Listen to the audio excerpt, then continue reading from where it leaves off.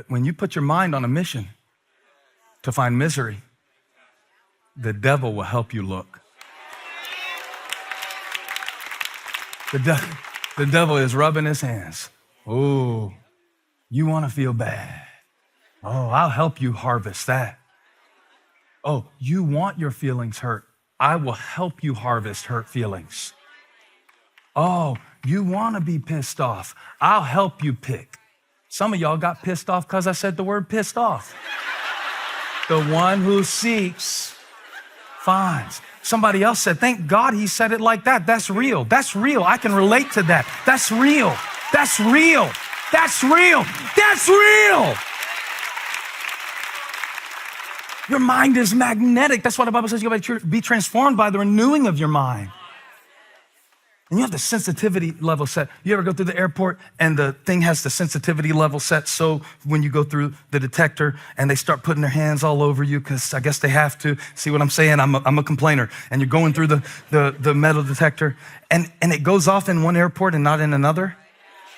You're like, I was just in Charlotte and I wore all this through the thing and nothing happened. Now I'm in Cincinnati and it's beeping and buzzing and flashing and all of that. What's going on? There's strobe lights and there's people coming out the ceiling with handcuffs. What happened between Charlotte and Cincinnati? They had the detector on a different setting. Right? Right? Because I didn't change anything. It's not what you go through that defines you.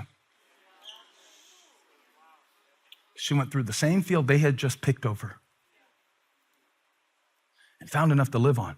And I'll give you this, bumped into someone she wasn't even looking for. Because here's the real beauty in the passage. Not that she found a grape here and an olive there and the grain that the bozo dropped. Boaz finds her. Isn't that awesome? How she was just doing her responsibility, taking care of her mother-in-law, no less, making sure we have enough to eat, just gleaning for a purpose that was not only hers. She had to eat too, but she didn't only think of herself.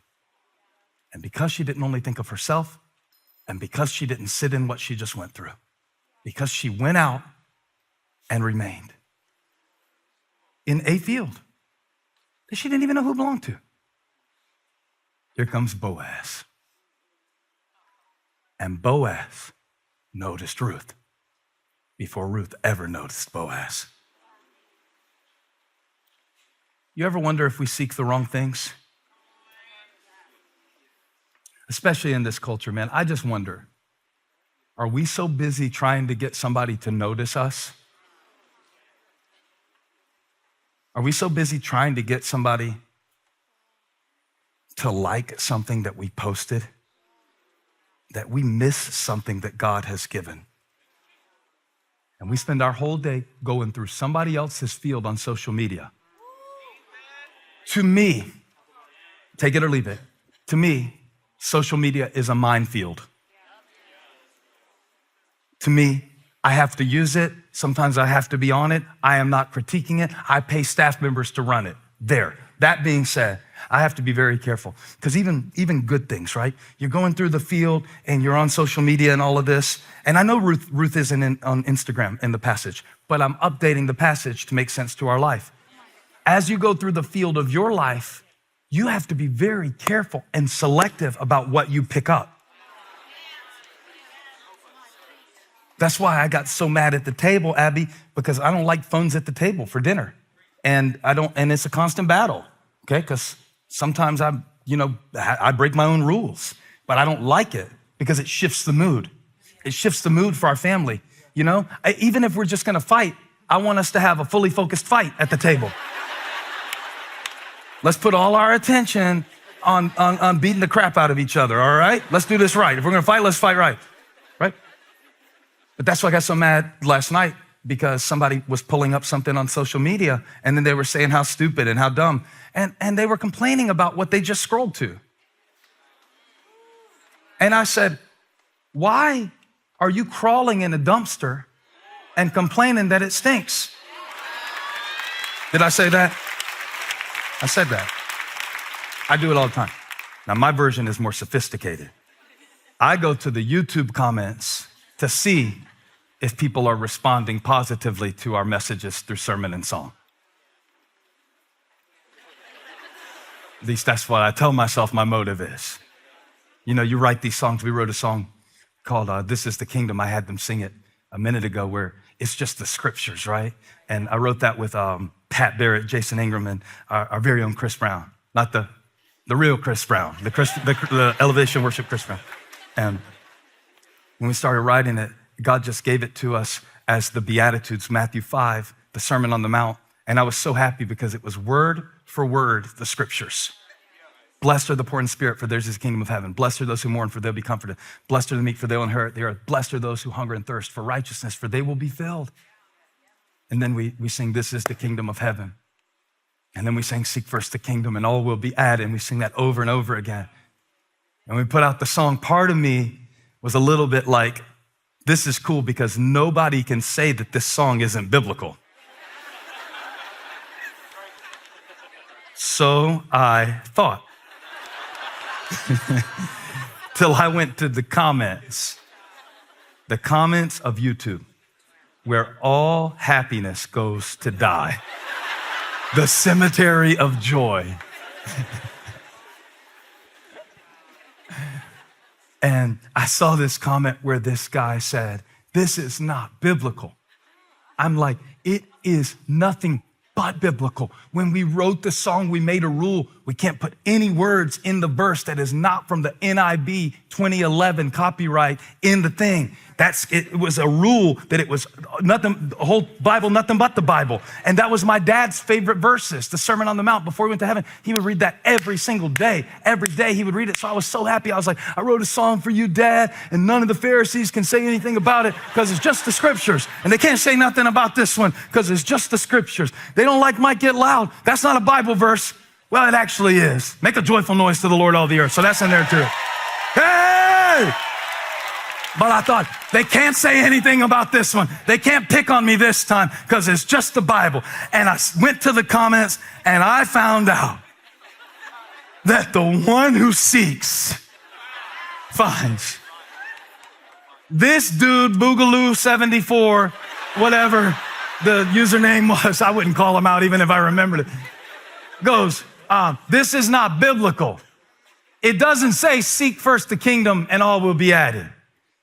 It says seek first the kingdom and his righteousness and all will be added. You can't just seek God for whatever you want, for this will give way to temporal theology that results in fleshly carnal motivations, posing as worship and posturing as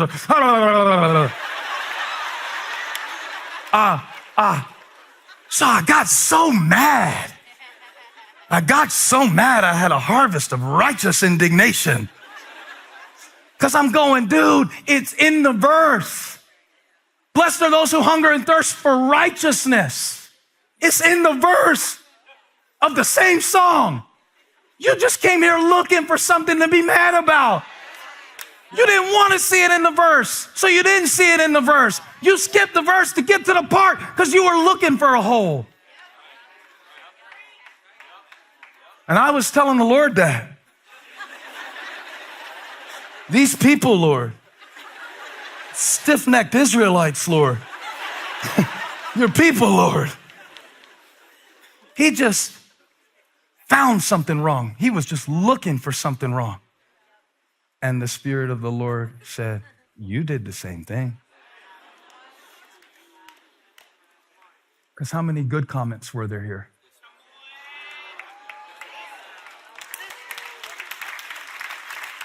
That said, I just love singing the scriptures. This really comforts my soul. Reminds me of my grandmother, helps me through a hard time. Lord, thank you for your word. But you skipped those. You just had to glean the grossest thing on the whole comment section. Do you do this? Find the one thing. Well, they said, love you, but they didn't say I in front of it. They texted me back and said, can't wait to see you. But it didn't have 3 exclamation marks, only 2. Are they really excited? They said hi, but not a bunch of eyes. Just looking for something. You're good at gleaning. You just glean for garbage.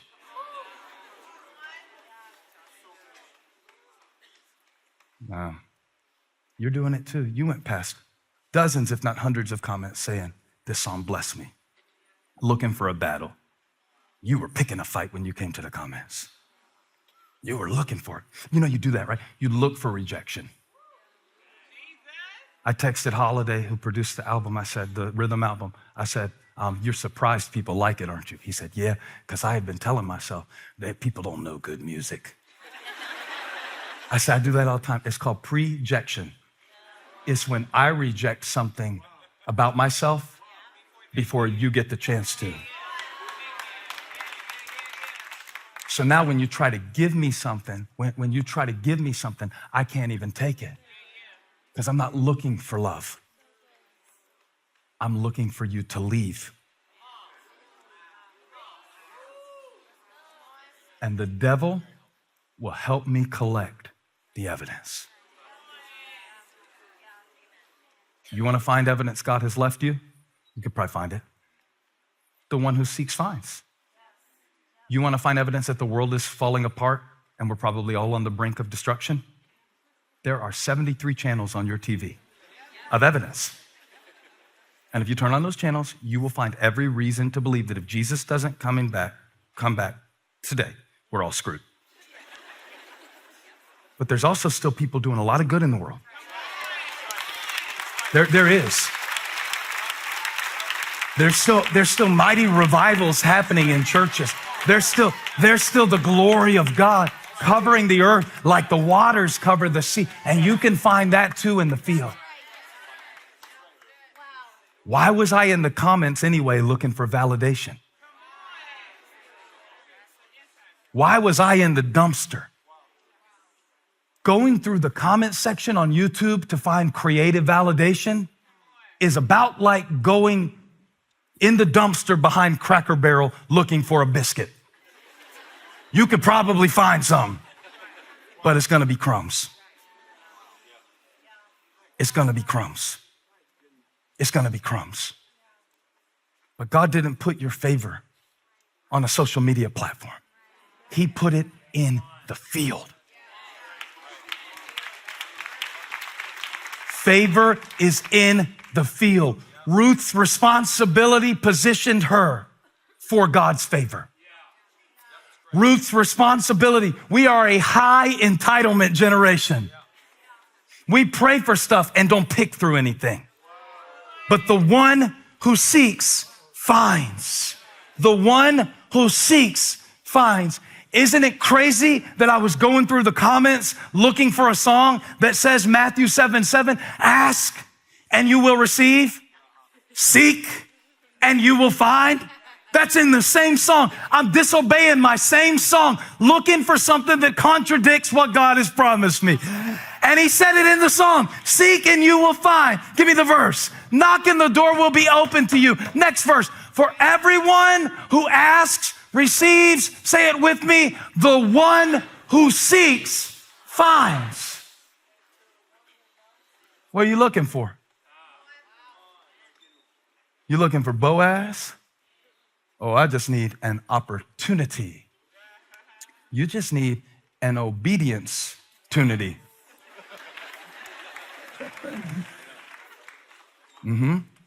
Because the one who seeks finds. The one who, put it back up, seeks, finds.